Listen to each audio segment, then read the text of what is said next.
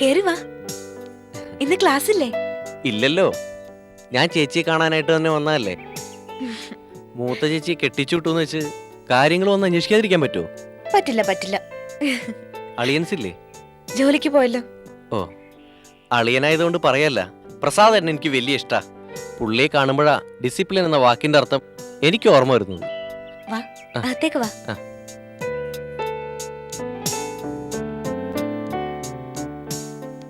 നീ ഇരിക്കെ, ഞാൻ ചായ എടുക്കാം. ഒന്നും വേണ്ട, ചേച്ചി ഇരിക്കും. ചായ ഇഡ്ഡലി ചട്നി കോമ്പിനേഷൻ കഴിച്ചിട്ടാ ഞാൻ വരുന്നത്. ഇപ്പൊ ഈ നേരത്ത് വരാനൊരു കാര്യമുണ്ട്. എന്താ? ഞാനിന്നലെ ചേച്ചിയെ സ്വപ്നം കണ്ടു. ഞെട്ടിയോണന്നപ്പോ അപ്പ തന്നെ ചേച്ചി കാണണം തോന്നി. പക്ഷേ അത് പറ്റില്ലല്ലോ, അതാ ഇപ്പൊ വന്നത്. നിനക്ക് പോവാൻ ധൃതിയുണ്ടോ? ഏയ്, എനിക്കൊരു ധൃതിയില്ല. ഇതെന്താ, നോവലോ അതോ കവിതയോ? രണ്ടുമല്ല, എഞ്ചിനീയറിംഗ്. ഓ, ഇതാണോ ചേച്ചി വായിക്കുന്നത്? ഏയ്, പ്രസാദേട്ടൻ എന്തോ വായിക്കാൻ എടുത്തതാ. ചേച്ചിക്ക് വായിക്കാൻ ഇവിടെ വേറെ പുസ്തകങ്ങളൊന്നുമില്ലേ? ഇവിടെ ഇത് മാത്രമേ ഉള്ളൂ. ഇതൊക്കെ പോരേടാ. നമ്മുടെ വീട്ടിൽ വെച്ച് എത്രയോ പുസ്തകങ്ങൾ വായിച്ച ചേച്ചി, എത്ര വായിച്ചാലും മതി വരാത്ത ചേച്ചി, ഇവിടെ ഇങ്ങനെ ശ്വാസം മുട്ടില്ലേ ചേച്ചിക്ക്? ഏയ്, നമ്മൾ എവിടെയാണോ അവിടുത്തെ രീതി അനുസരിച്ച് ജീവിക്കണം കുട്ടി.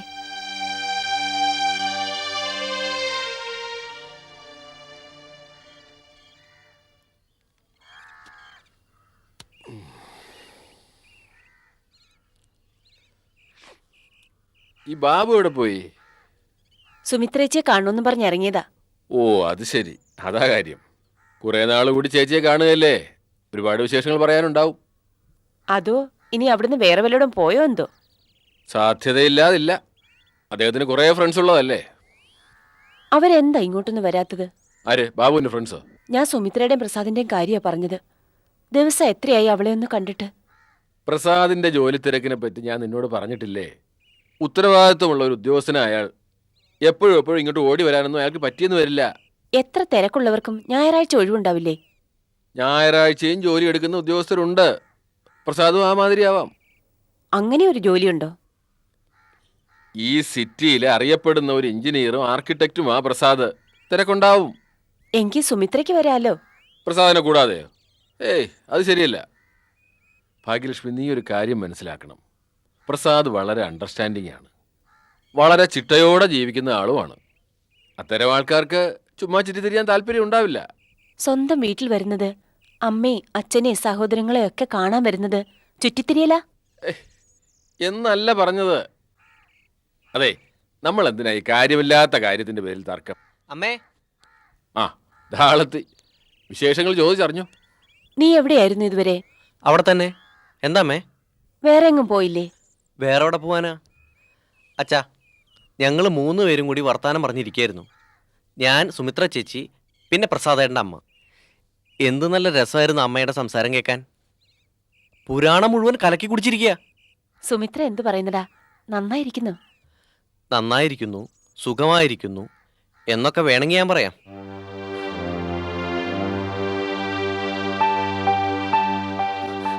എന്നുവെച്ചാ പറ ബാബു. ചേച്ചിക്ക് എന്തോ ഒരു വിഷമമുള്ള പോലെ എനിക്ക് തോന്നി. വിഷമോ? എന്തിന്? അതറിയില്ല. നിന്നോട് അവൾ അങ്ങനെ പറഞ്ഞോ? ഇല്ല, പക്ഷെ മുഖം കണ്ടപ്പോൾ എനിക്ക് അങ്ങനെയാ തോന്നിയത്. ആ വീട്ടിൽ മരുന്നിന് വേണ്ടി പോലും ഒരു നോവലോ വീക്കിലിയോ ഇല്ല. ആ കാര്യത്തിൽ നമ്മുടെ വീടിന് നേരെ വിപരീത ആ വീട്. എനിക്ക് അത്ഭുതം തോന്നി. നീ പറഞ്ഞത് നേരാണോ? അവിടെ പുസ്തകങ്ങളൊന്നുമില്ലേ? പുസ്തകങ്ങളൊന്നുമില്ലെന്ന് പറയാൻ പറ്റില്ല. ഒരു പുസ്തകം ഞാൻ കണ്ടു, ഹരിനാമ കീർത്തനം. ചേച്ചി പക്ഷേ ആ പുതിയ അന്തരീക്ഷമായിട്ട് അഡ്ജസ്റ്റ് ചെയ്യാൻ തുടങ്ങിയെന്ന് തോന്നുന്നത്. ആ, ചായ ഇരിപ്പുണ്ടമ്മേ? ചായതാ.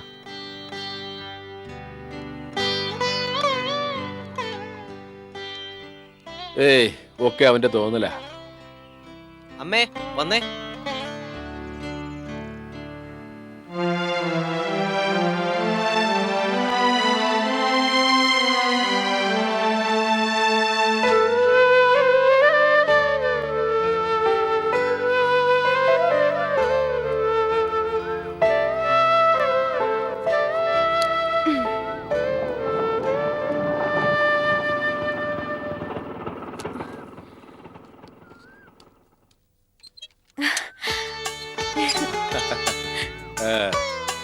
അച്ഛാ, രാജ അതകത്തോട്ട് വയ്ക്കേ.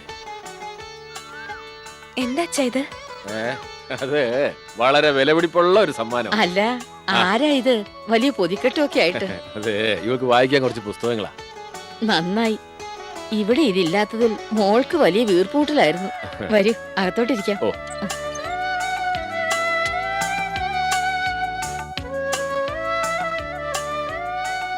ബാബു വന്ന് അച്ഛനോട് പറഞ്ഞു അല്ലേ? ഏയ്, എന്തു പറയാൻ? അച്ഛൻ ഒളിക്കൊന്നും വേണ്ട, അല്ലാതെ ഈ പുസ്തകങ്ങൾ ഇവിടെ എത്തില്ല.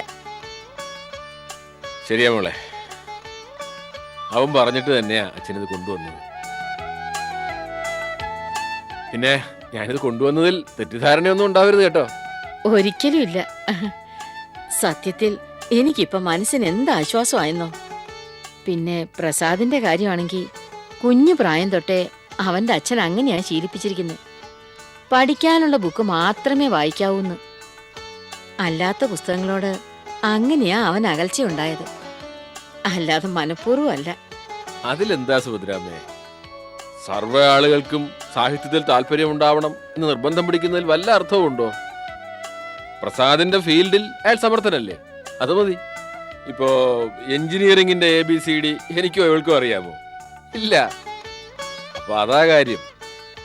എല്ലാവർക്കും എല്ലാ ഫീൽഡിലും കഴിവും താല്പര്യമൊന്നും ഉണ്ടാവണമെന്നില്ല. പിന്നെ പുസ്തകം വായിച്ച് ശീലിച്ച ഒരാൾക്ക് അത് പ്രാണവായുവാണ്. അത് കിട്ടിയില്ലെങ്കിൽ പിന്നെ മരണപ്രാളവാ. പണ്ടും ഞാൻ പുറത്തോടെങ്കിലും പോയിട്ട് വരുമ്പോ ഇവർക്ക് പലഹാരങ്ങളും മുട്ടായി ഒന്നും അല്ല കൊടുത്തിരുന്നത്, പുസ്തകങ്ങളാ. എന്തായാലും എന്റെ മരുമോള് ഭാഗ്യവതിയാ. ഇങ്ങനെ ഒരു അച്ഛന്റെ കുട്ടിയായി ജനിക്കാൻ കഴിഞ്ഞല്ലോ. ആ പിന്നെ മോളെ, പലരും അച്ഛനോട് ചോദിക്കുന്നുണ്ട് നിന്റെ അടുത്ത കഥ എന്ന് വായിക്കാൻ പറ്റുമെന്ന്.